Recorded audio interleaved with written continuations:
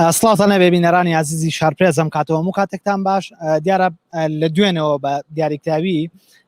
بابەتێک لە سۆشال میدیادا دەنگدانەوەی زۆری هەبووە کە ئەویش گرانبوونی یاخود زیادکردنی نرخی گواستنەوەی سەرنشینانە لە نێو هێڵە گشتیەکانی ناو شاری سلێمانی و لەلایەن بازدەوە دەکرێت لایەن هێڵە گشتیەکان و پاسەکانی ناو شارەوە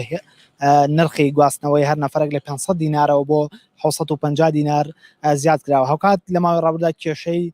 گرانی نرخی سوتەمەنی ئەمە کێکیتر بوو لە کێشە و گرفتەکان کە بەرۆکی شۆفێرانی بەگشتی و شۆفێرانی هێڵە گشتیەکانی خۆتێڵەکانی گواستنەوەی ناوشاری گرتبوو لە ئێسادا لەسەر زیادکردنی نرخ خاوکات گرانبوونی نرخی سوتەمەنی و کێشە و گرفتانەی کە شۆفێرانی پاسەکانی هێڵی ناوشار هەیان بوو لە ماوەی ڕابردوودا گفتوگۆ دەکەن لەگەڵ بەڕێز دلێر حەما شەریف بەرپرسی هێڵی خەبات. کاک لێر سڵاو دەبێم کاتۆ باش ئێوە وەکو سپاس مەمنون ئێوە وەکو هێڵ